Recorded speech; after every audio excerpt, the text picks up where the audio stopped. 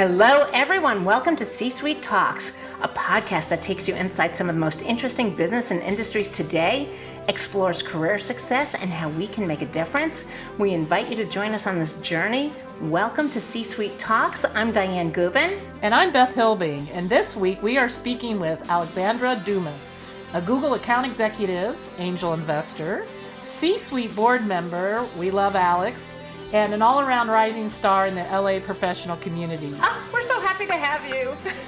So welcome, Alex. Yay! Thank you, Beth and Diane. It is my honor to be here. So tell us a little bit about yourself. I would be more than happy to. In terms of my background, I'm actually a Midwestern girl from the Detroit area. I studied business at Washington University in St. Louis, where I got my BSBA, and I interned for 2 summers undergrad at Google, first in Chicago and then in New York. My junior year, I also did an international study abroad program in London and worked with Jimmy Choo. Oh, wow. Wow. Did you get good shoes? You know what? That's actually the one thing I felt so cheated out of. They are built for very narrow feet, and all of the sizes, I couldn't actually put my wide feet in there. So I just you need to design for all. Right, exactly. So talk about making a difference. I mean, truly, interning at Jimmy Choo, that's exciting. It was, because studying fashion at one point is absolutely a passion of mine. And also during college, I had participated and won multiple case study competitions and grants for fashion business plan development. And I thought that was actually my trajectory.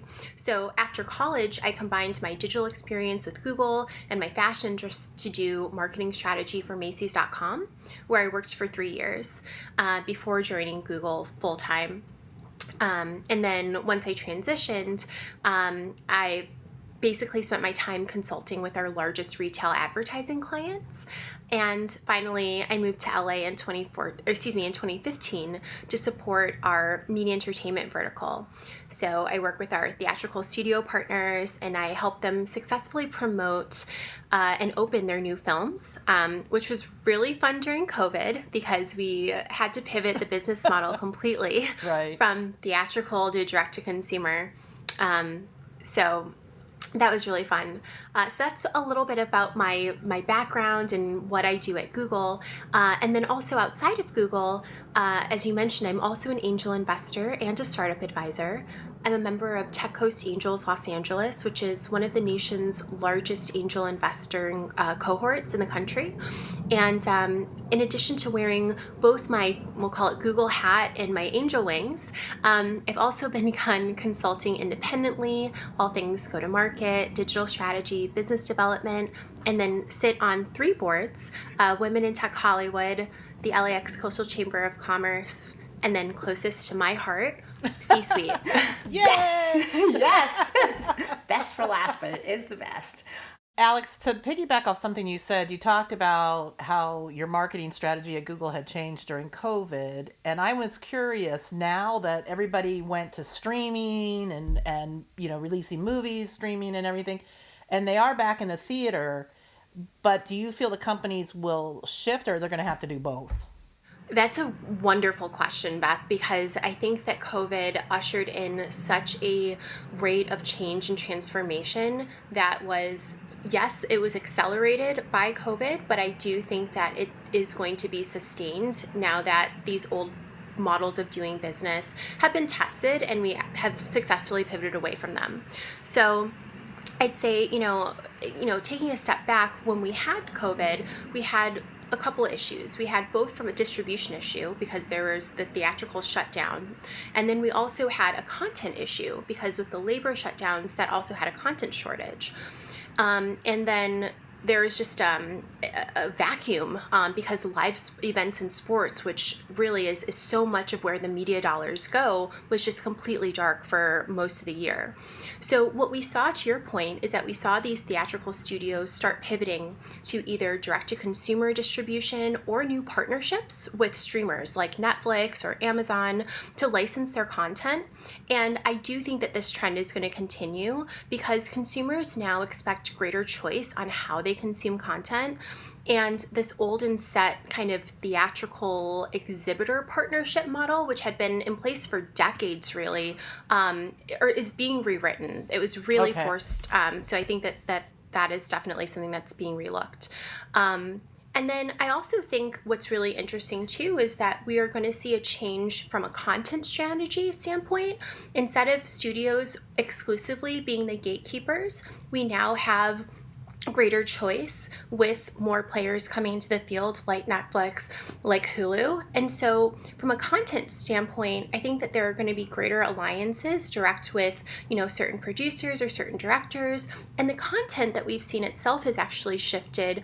We're seeing a lot of more mission-driven content, a lot of content that reflects the realities of today, whether it be diversity, whether it be inclusion, or even just feel-good content that seems to be coming out. So really interesting to kind of see how things have been changing and evolving. Yeah, that was very interesting. It sounds like you're doing really amazing stuff at your clients, and entertainment is certainly so pervasive, especially with this, with COVID. We spend more. I've never binge watched TV like I've done this year, ever. And it just pisses me off when my favorite shows don't have a different ending or they're cut and I need another season. But anyway, let's talk about you and Google. Okay, so here you are at Google. Gosh, you've been there for 8 years on a FTE basis, and then you were an intern. You started your career there 2 years, and Google is always known as just one of those top places to work. So, what sets the Google culture apart, and what does it take for somebody to get into Google first, and how do you thrive at Google? I love that question. I would say when we get interviewed, yes, we check for things like general cognitive ability and leadership and other qualities. But one thing that's very unique is that we actually have a box called Googliness. And it's this intangible concept. It's literally there on our evaluations. It's a Googliness score. And it's weird. It's very intangible, but it's a culture forward company and mission. And I would say the best way to kind of encapsulate that is that in our Google Code of Conduct, one of the phrases that I love is "Don't be evil." We even have a bear of it that's there. It's there. It's just, act with integrity, be a good person. And I think that, every person who interviews for Google has to be able to abide by that code of conduct and also bring some other unique flavor of their own to create an office that's diverse enough for us as employees to be interested and inspired by our colleagues. I think one of the best things about working at Google are the people. You keep hearing that over and over again, and it's really that emphasis on bringing not only the best and brightest minds, but also people who maybe were former Olympians or had run for office or business. I mean, it's just remarkable what I learn about my colleagues, and it makes me so much more rich for knowing them. Wow. So if you bring in someone from politics or from sports, do they have to apply the traditional way, or somebody like you, Alex, goes, I have this buddy and she's a gymnast and, she's been in the Olympics. Do you create a spot for somebody like that? And what kind of spot do you create for somebody in a digital company?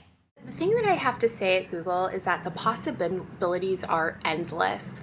There are more jobs at Google than I ever thought could be existed. For instance, have you ever heard of an experience designer where someone designs what smells go into the room to affect a certain mood? We have those at Google. It's crazy. So I can't give you a straight answer, but I'm sure that if there is a need and if there is value, we will find a way of creating it. And it's one of those companies where you can certainly carve your own path and there is no one set way to get there. When you talk to people about their career pivots and progressions, no two stories are the same. Everyone has found their different path and pathway, whether it's an internal referral, whether it's a speaking engagement that then manifests into something full-time, an internship, a chance encounter here, or a formal application, and then within there, pivoting into the company. It's magical. I would say state an intention, have a hope, leverage your connections, and the possibilities are endless. I love it. And it sounds like such a fun place to work, too. When Diane and I visited you and we had lunch and we were planning our C-suite event there in Venice Beach, I was just impressed with the quality of the workspace and the attention to the employees and making sure they had all those little goodies they needed to keep themselves, engaged for work. And so that's probably your engagement manager there you spoke about, but that really helps employees versus, going into these older bureaucracy kind of companies where you're just in there to work and leave, right? So it's a totally different experience. But Google has made a name for themselves with all the work that they've done with DE&I. And so tell me a little bit about what Google does in that area and how you, as a Black woman, have benefited from that or have aided them in their endeavors there. Right, and then we've got belonging. It's diversity, equity, inclusion, and belonging now. So if we add that in, what does that look like at Google? That's a great question, and this will be a relatively long answer. So I'd say, taking a step back, Google has a variety of resources, programs, initiatives, and I'll give you a flavor of some of them. First and foremost that comes to mind are our ERGs, or employee resource groups, which are employee-initiated networks that support underrepresented employees and their allies with shared values of promoting diversity and inclusion.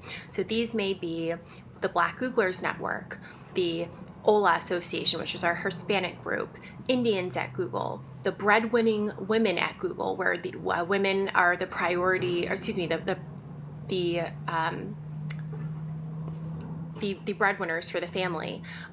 There's a litany of employee resource groups, and I personally co-founded the Los Angeles chapter of the Black Googlers Network and have since been the co-lead now for the past 5 years before passing the baton this past year. Good job. Thank you.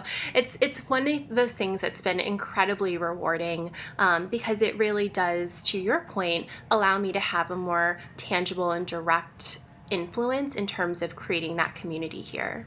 And then, taking a step back, there's so many other initiatives that we have, from health benefits and mat leave. I mean, this is something that I'm thinking about, but Google covers a great deal of the cost around freezing our eggs so that as a woman, I can delay having children and advance my career. I know that I'll get a considerable amount of mat leave and a baby bonus so that I can help, with the expenses that new families encounter. And as I return, I could also get 50% time as I ramp up to get back into the workplace. We also offer paid therapy and meditation services to offer mental health to everyone. Oh, wow, that's interesting. Yeah, which is wonderful because, there are certain, stigmas that oftentimes come with that. And I would say, especially over these past 2 years, there's a lot of reconciliation around kind of the social unrest and kind of cultural awakening and awareness. And so that certainly came into play a lot. We have paid time off for carer's leave and family support so that we can support our loved ones, especially if we're in the sandwich generation who are taking care of both, parents and children, so that if one of them falls ill, we get paid time off outside of vacation to care for their needs. Oh, that's very important. Wow. Right? Yeah. So those are all of the things that I feel so grateful for. And then, above and beyond that, there are little bits of how we just incorporate that into our culture. So small things like inclusion moments, which are inclusion-focused discussions that we hold on a regular cadence during team meetings or larger kind of vertical-wide sessions. And they range from educational to personal discovery, awareness to sensitive, but it's really designed to help people connect, educate, and empower one another to really foster that environment. Our training resources are incredible around unconscious bias, the history of race, how to be an ally in action, how to set a team culture.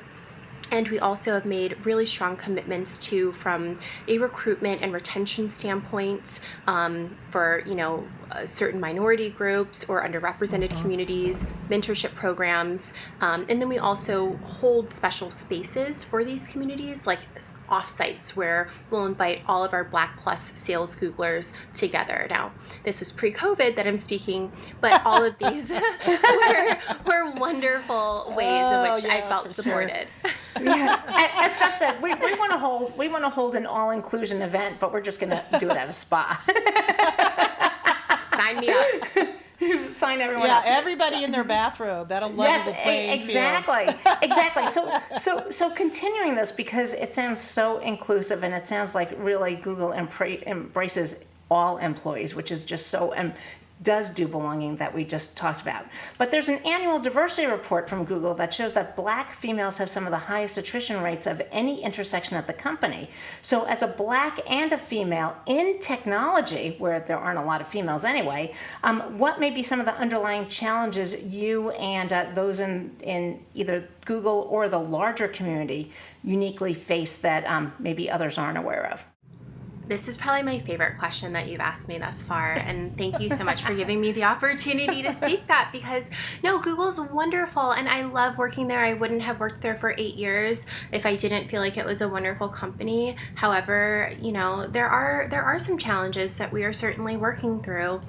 And you are absolutely correct. I would tell you that if you can see it, you can achieve it. And let's look at our senior leadership. There is a lack of representation there. If you look at most of our hiring efforts, it's mostly for entry level. And I frankly don't see the progression to be necessarily on par with that of other of other communities. And I would say that that makes it uniquely challenging, because that is a reality, that there's work to be done. And I know that Google is trying to initiate certain programs to close that gap. But taking this a step further into just my reality and kind of how I think about things and my challenges, I think to a certain degree, firstly, intersectionality carries a tax. We all understand that as a female, we have challenges in the workplace where, we're either spoken over or we'll have the same ideas as our male counterparts. They'll come in and they'll say that. That's great. As a Black person, there's also certain unconscious bias or stigmas in which I'm aware of and I actively work to mitigate. For instance, one thing is making sure that I am the stereotype of angry Black woman is so pervasive, and it shouldn't be necessary, and it's not something that I'm actively encountering, but it is something that I think we think about and how to change our mannerisms to make sure that we're not coming across as such. And I guess where I'm getting at this is that there's a lot of mental tax, for lack of a better word, that comes with just carrying so many different intersectionalities, and also an element of imposter syndrome. Because again, you don't see those people who look like you in these places. You naturally look around and say, do I deserve to be here? Do I, have the seat at the table? And that's when I come in and say, darn right, Alex, pull up a chair at the head of the table. Yes. But those thoughts come through constantly. From the outside, I would only assume that you do deserve a spot at the table, and you should be at that table. And it makes such a difference to have, especially you personally, Alex, at that table, because you carry everybody with you. I think Diane and I, we've had the circumstances where we've been the only woman. Oh, many times. Many times. And I still have that today. I still see that today. But I had never heard about the angry Black female until I was watching the Housewives from New York. And she was talking about it, and I never even knew that was an issue. So I was glad to be made aware of that.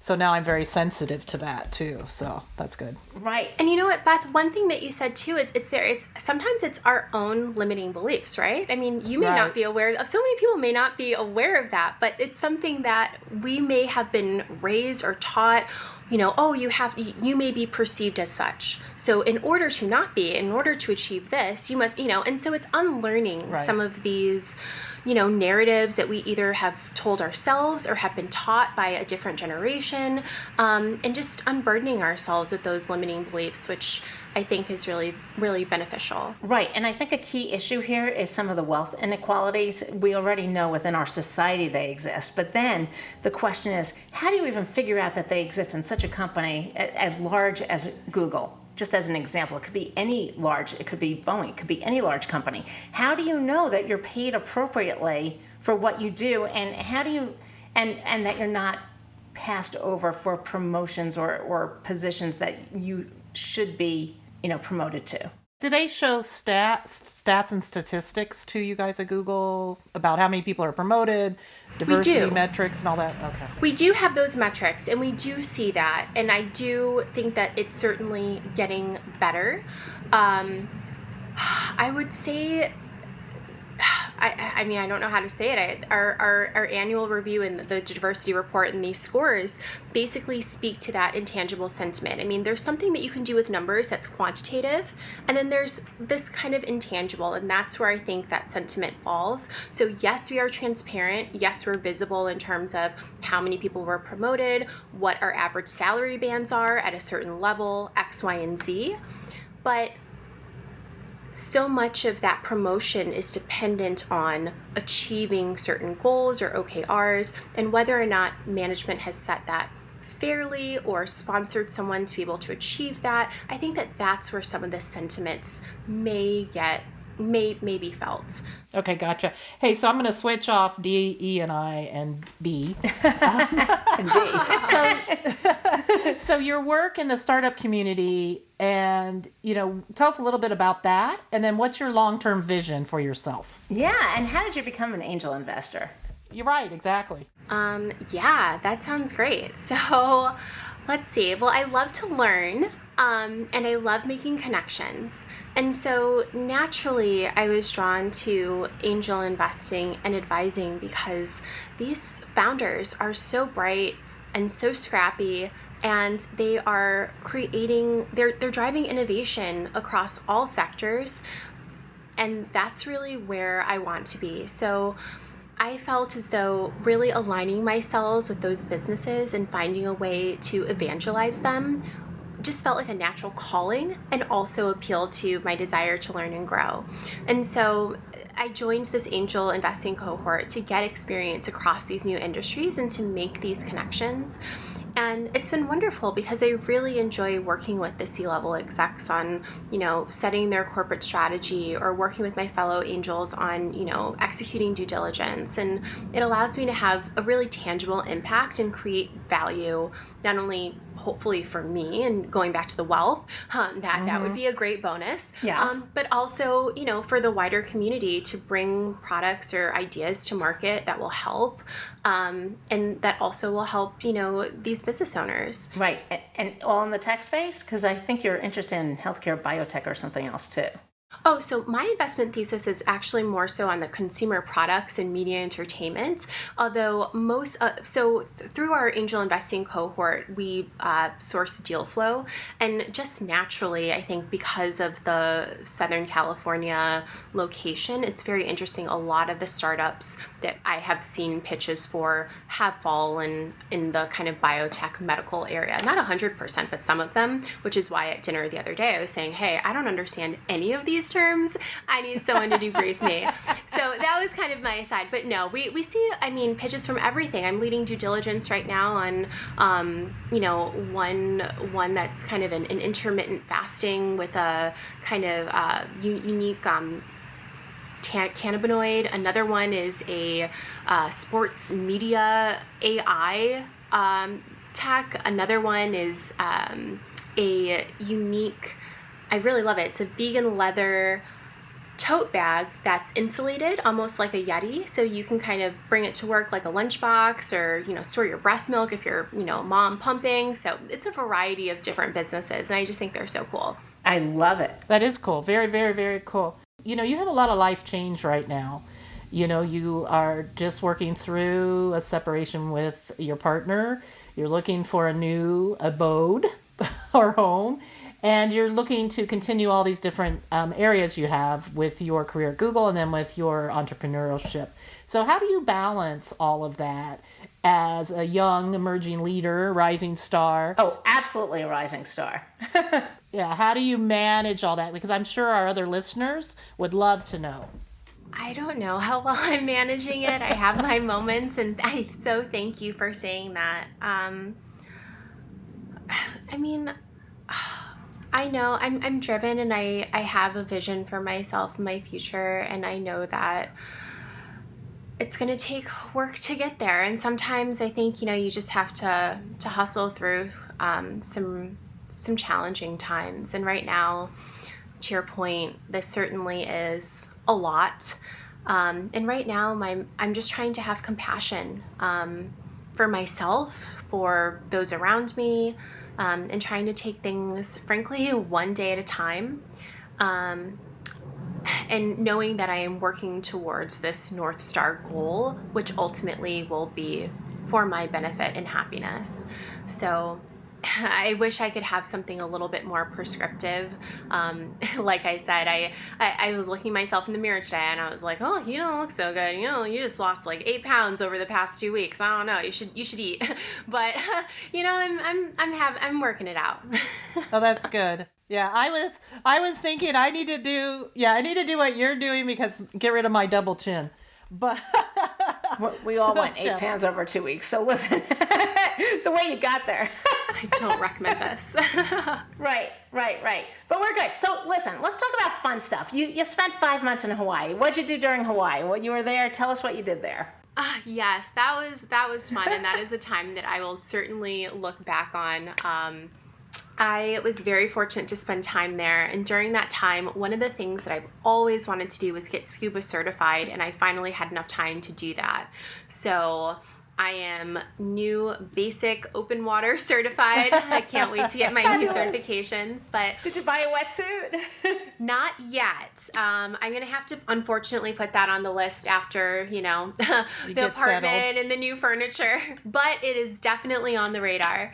And it's something that I can't wait to do and be able to open myself up to new adventures and new opportunities once things kind of get back to normal. So we really will have to have that tropical destination for C-suite. Yeah, absolutely. So we really appreciated having Alex with us today. So reach out to her on social media, etc. She's been a godsend to us with Google for C-suite and sponsoring us since the beginning 4 years ago. So we want to thank our sponsors, Google, obviously. And we have a face behind Google, which is so fabulous too. Yeah, which is great.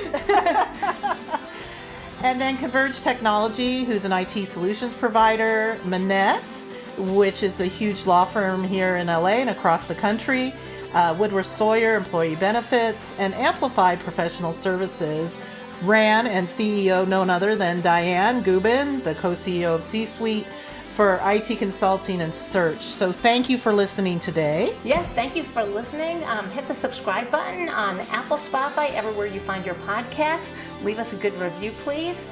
Follow us on social media. We're all over LinkedIn, Twitter, Instagram, a gazillion social media places. And we'd love to hear from you. Do send us an email. Actually, why don't you send it to me personally? Diane, DIANNE, DIANNE at csweet.org. And check out our website. And again, that's www.csweet.org. And that's it for today. Thank you, Alex. Thank you. Thank you for listening. Thank you so much.